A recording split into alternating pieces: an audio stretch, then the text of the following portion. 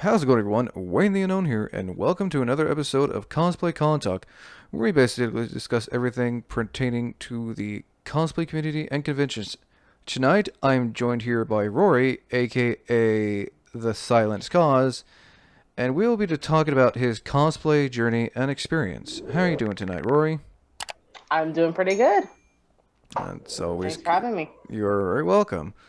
So, basically get to know that cosplayers. We learn about how they got into cosplaying, what kind of cosplays they've done, their conventions, and also, have them talk about, get some advice and talk about their experiences. And to begin, how long have you been cosplaying for? Oh gosh, the short answer is a very long time. The actual amount in years, I've been cosplaying so long I don't even remember. So it's been a long time then. Definitely. I think at least since like early middle school. So that'd be like what, mid 2000s, like 2010? Yeah, like 2010, 2011-ish. Okay, so when cosplay started becoming more mainstream. Yeah, a little bit. I learned about anime from my not my uncle, my stepdad. Live with my cousin, so um uh I learned from about anime from my stepdad, and I got really into it. And he was like, "Hey, there's like these people who dress up like anime characters," and I'm like, "I want to do that." Hey, sometimes it's family that usually gets you into that kind of stuff. No, definitely. Do you remember what your very first con was?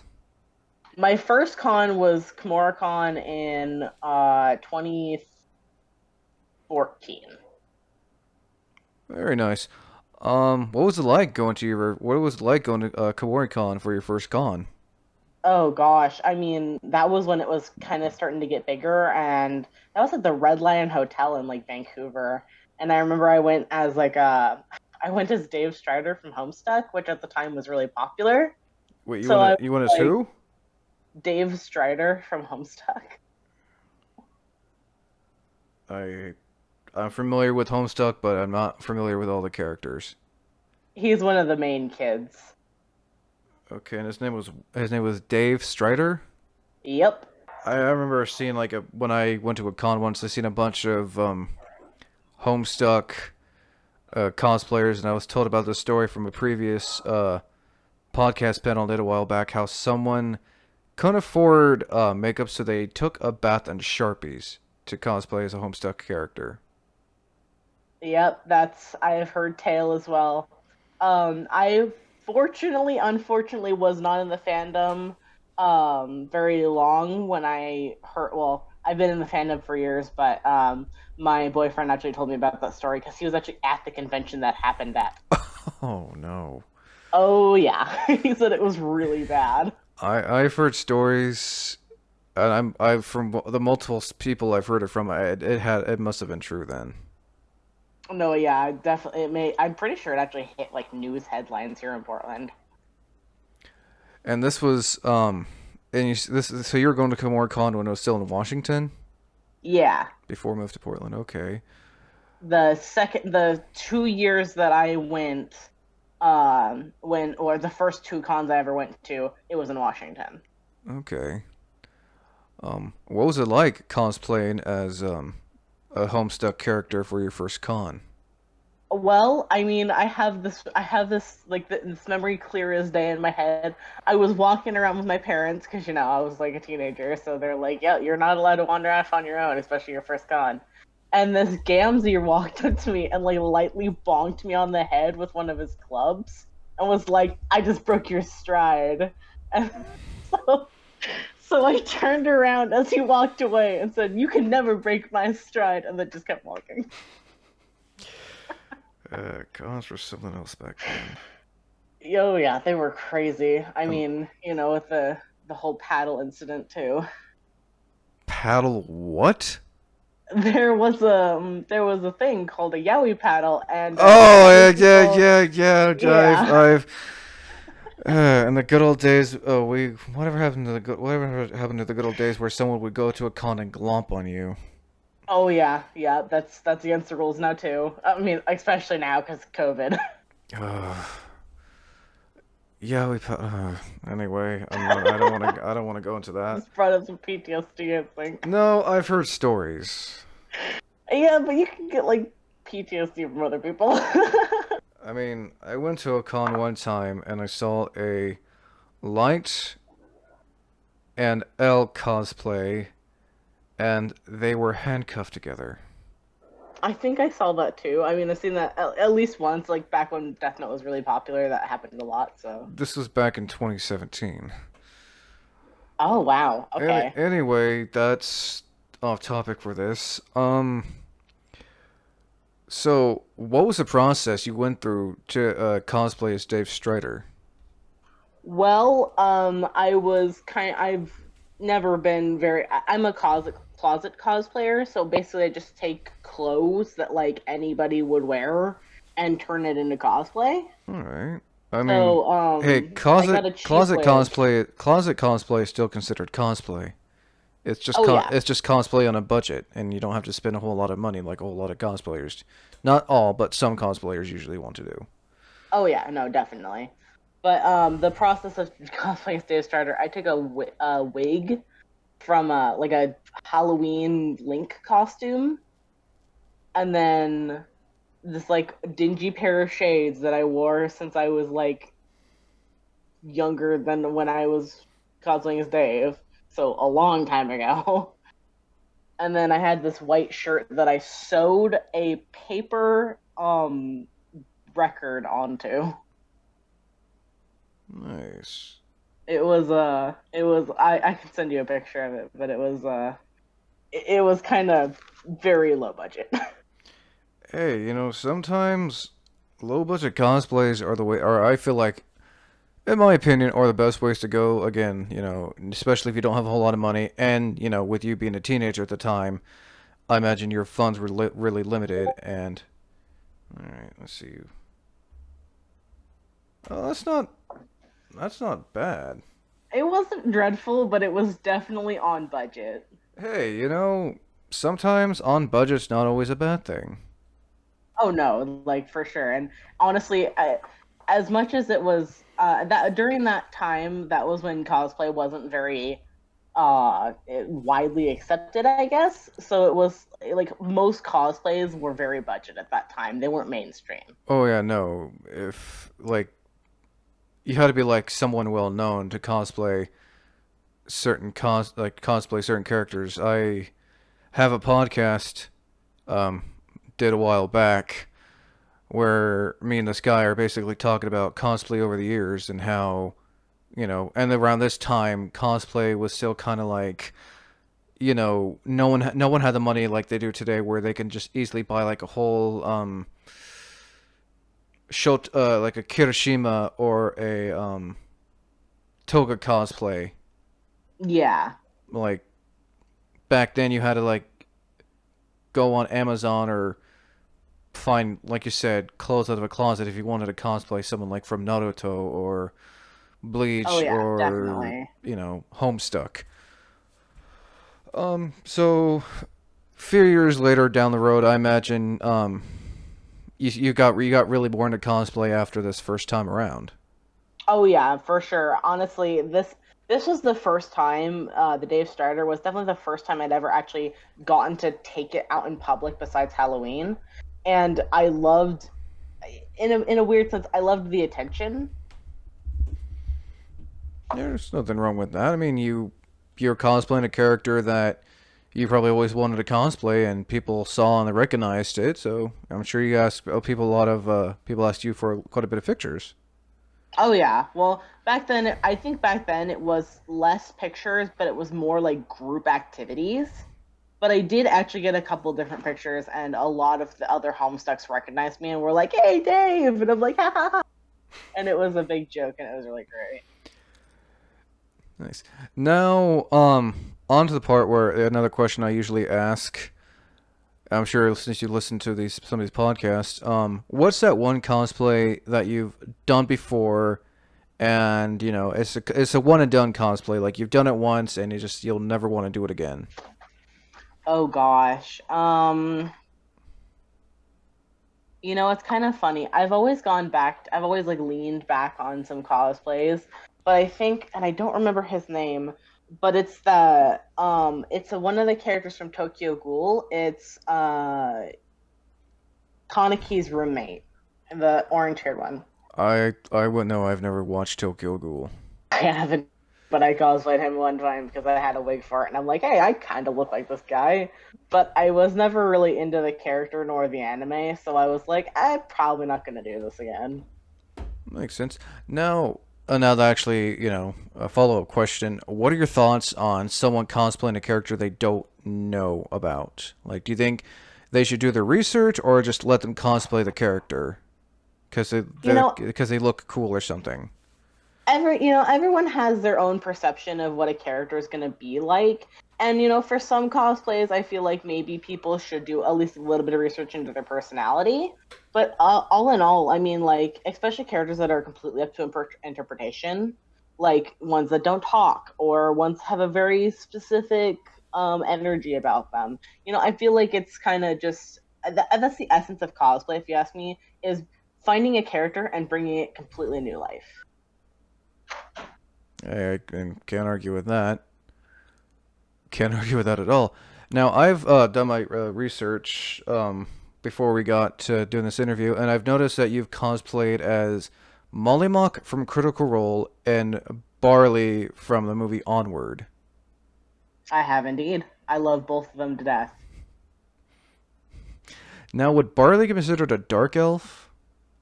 I think, okay, so in the movie, that's just how elves look, but I personally would consider him a dark elf, like in the actual like standard D&D kind of era, or even a moon elf. Coming from someone who used to play WoW and Elder Scrolls, when I saw those elves in the movies, they look like dark elves, night elves, and stuff like that.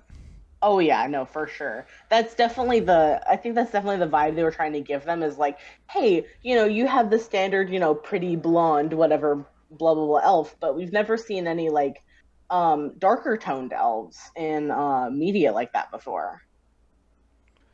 Now, what was it like cosplaying such an iconic character like Molly Mock from Critical Role? Oh gosh, I unfortunately never have not yet gotten to bring Molly to a convention, but I've put together a new set for him, and I'm really excited to actually be able to bring him to a convention. And I think the couple times that I've cosplayed him, like just out and about, nobody has recognized me, which is hilarious. Because as popular as Critical Role is, it's underground popular. I mean, unless you're to go like one of the bigger cons where Critical Role is really well known. Uh, Exactly. I remember hearing about a friend of mine who actually got to go to Wizard World and met the dungeon master himself, Matt Mercer. Oh wow, really? When was that? When was he out here? He was, I want to say, from what I seen, I think it was Wizard World Portland in 2019. Really? That's kind of crazy. Yeah. And so what was it like doing the body paint for Molly Mock? So, unfortunately, I don't have access to like a lot of paint or like body safe paint stuff like that. So I end up using like eyeshadow or like liquid. Um, there's like liquid lipsticks. I mostly use eyeshadow for blushing around my neck and my face and my hands. And that gets super messy because unless you have something to seal it with, like a spray sealant, Hmm. it gets everywhere. Now, if you like what I can recommend, especially since you're on a budget, and it doesn't cost a whole lot. I've actually used it myself when I cosplayed a character that required um, body paint. I would look, and it's fairly priced. It is called Mayron. Okay. It comes in two forms: liquid, and then the kind you just use like one of those makeup egg sponge things. Oh, a beauty blender. Yes, that. And I'd also look into a website called We Love Colors because they sell arm socks and everything. Oh, okay, cool. Yeah, that would definitely help because I want to do like a full purple with the right contacts, Molly. I unfortunately because I'm a closet cosplayer, I don't really have the money for stuff like that all the time. Yeah, no, I'll make sure to send you a link to those once we're done here. Awesome. It's something I've learned, and again, Meron, Snazru, they're your basic kind of they're fairly cheap for especially again for low budget cosplayers. Okay, cool. So yeah, so onto Barley. I've noticed the detail you got for his blue face and everything. Mind sharing a little bit about that? Oh gosh, that was so fun to do. I have so obviously, like I said before, I use uh eyeshadow for blushing and stuff like that. But Barley was a very interesting case because the majority of his face is blue, but in the movie you can see like their pink cheeks and their pink nose. And so I'm like, oh man, I have to blend this together without making it look purple. And what did you say you used for the face again? Actually, just eyeshadow. I use a high quality makeup professional eyeshadow. Yeah, I'm looking at it right now, and if you hadn't told me, if you hadn't said, you used eyeshadow and everything, I wouldn't have believed you like that. Like the including like the little stubble too. That's really impressive and everything. I love drawing. I love doing beards because, like, especially like his facial hair and Hawks as well. It's kind of like patchy in the chin and on the cheeks, but there's not really much there otherwise. Nice. Now, another question when it comes to low budget. What are your thoughts on finding stuff for your cosplays at thrift stores?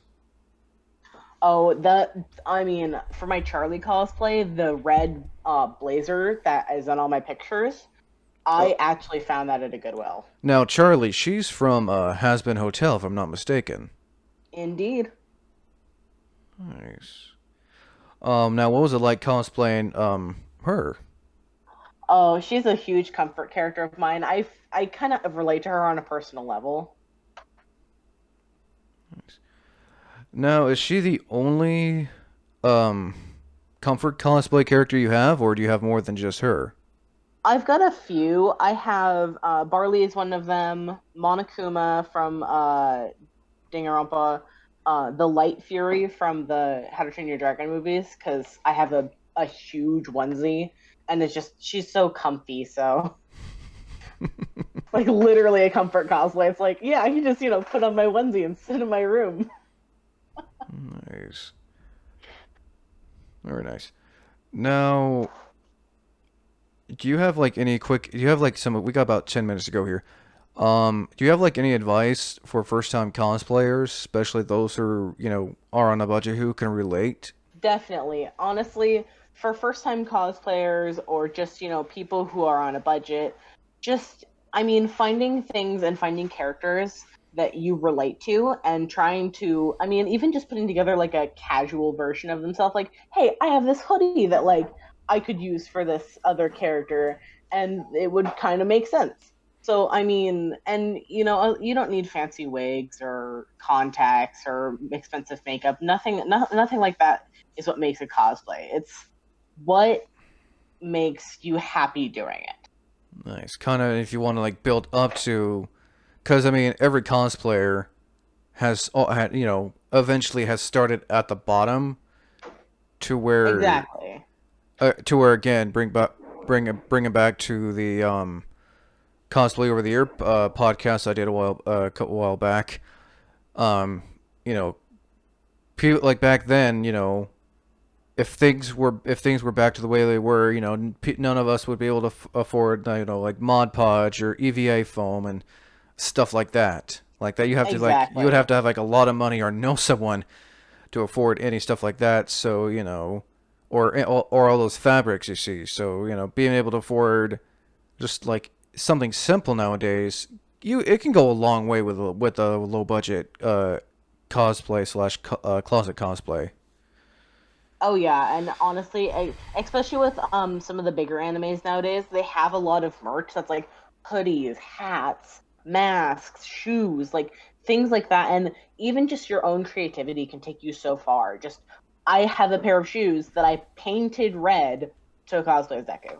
Oh, you cosplayed as Deku? Nice. Yeah, I don't know if it's quite on there, but or at least not very many pictures of it because it was definitely like a very low budget. Like I sprayed my hair green with like the spirit hairspray. Hey, it works. I mean, if people at least know who it is, I think you did a good job.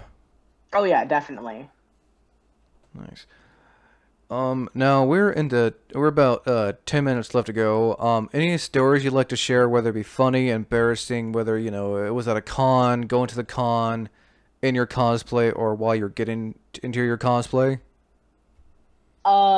Actually, okay, so I have a story that, gosh, I'm trying to remember the details. I was at, I actually proposed to my ex fiance in a cosplay. I actually proposed to my ex fiance in Mercy from Overwatch. So yeah, it was a Sunday, and he had to go to work, and I was like, wait, can you stay for like 10 minutes? And he's like, yeah, okay. So I ran over to the security guards. I'm like, hey, I need to make like a loud noise. Is that okay? And they're like, what are you trying to? Yeah, okay. What's going on? And I just like show them the ring. They're like, oh yeah, you go, you do that. So I got everyone's attention, and then I proposed to him, and I was like full get up. I had a ponytail, I had my halo on, the boots, the whole shebang. And a couple the one of the security guards recorded it for me and sent it to me, and it was pretty fantastic. Oh. Uh, But yeah, how thankfully we're still on good terms though. well, that's good. What was the outcome of all that? He said yes. I just it was definitely when we ended on good terms, but it was a 2 year long relationship, and um all my family was like, oh no, wait for him to propose, wait for him to propose. I'm like, no, I'm doing it. So I bought him a ring from an antique shop and Hey, proposed to him at a convention. hey, it works. Now your current partner, do they cosplay with you too? And yes, he does. He's putting together a few different cosplayers. He's also a fursuiter, which is pretty cool. Now that'd be the kind of person I'd like to interview. I've yet to interview someone who does fursuits. I'll definitely tell him about that. I'll I'll talk to him about it. I don't Mind know get what I was trying to say. mind giving your partner a shout out on here? Yeah, of course. He doesn't really do Instagram, but if you see anyone named Morax on the interwebs, that's probably him. Okay, I'll definitely have to look into that. Shout out to Morax. Nice. Now we got about more minutes to go. Any future cosplays you have planned when you start going back to cons and everything they want to show off to everyone?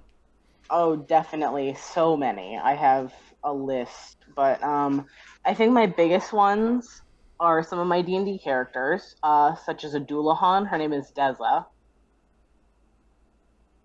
I want to do Cecil Palmer from Welcome to Night Vale, and Soul from Soul Eater.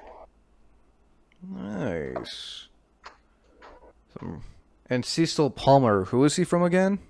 He's from a podcast called Welcome to Night Vale. He doesn't necessarily have a set look, but I think that's the best part about his character is really basically just dress up like somebody who works at a radio station and go, "Hi, I'm Cecil." Hey, that always works. Oh yeah. And there's a couple different things in the podcast that he does say that he wears, like furry pants. I don't know what that means. I'm guessing pants that are made of fur, I guess. I mean, that or they're just like woolly mammoth pants. I don't know.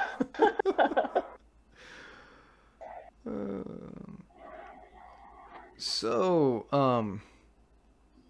I take it this is like a passion you really enjoy doing is cosplaying and everything. Yes, definitely. That and my art.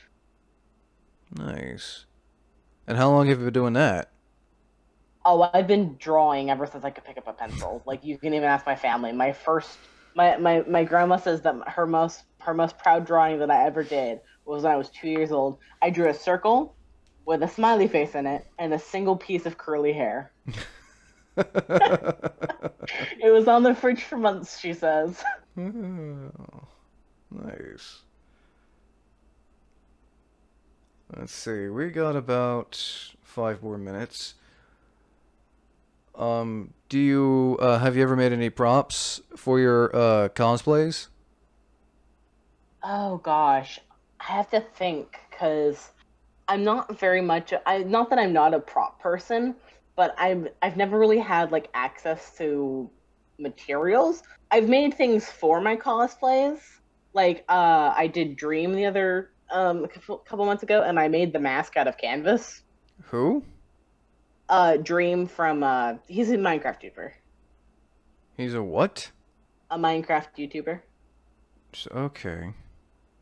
I've. Well, I think he technically streams on Twitch, but I think actually, isn't that like in your on your Instagram? I think you posted a picture of that. yes, yes, I did. Oh, the like oh he wears like the smiley face and everything. Okay. Yeah, I think I've heard of him. Yeah, he's I haven't watched too many of his streams, but I have seen a couple of his hunter videos and they're pretty funny. Nice. Very nice. Now we got a couple more minutes to go, probably like 2, 3 more minutes. Any advice you just like to give out there in general to those who are listening? It's something I always ask close towards the end of these interviews. Honestly, just the any advice I could give to people is shoot for the stars, be yourself, and don't worry about what other people say because honestly, they're probably wrong. Also, don't try to cut canvas at 2 o'clock in the morning with stilt scissors. Okay. That's what I did with the dream mask. Oh yeah, Nathan, that's one way to cut yourself, or worse. Oh, I didn't. It was just hard. 'Cause scissors are dull and canvas is hard. That's some pretty sound advice, to be honest. Um, I think that should do it. Anything else you want to add in real quickly then? If you see me at convention, please feel free to walk up to me. I'm very nice. Oh, duly noted. Again, Rory, thank you for coming on to share your cosplay and convention experience on Cosplay Con Of Talks. course. Get to know that cosplayer. Until next time, I am Wayne the Unknown. Thank you for listening, and also, thank you for watching.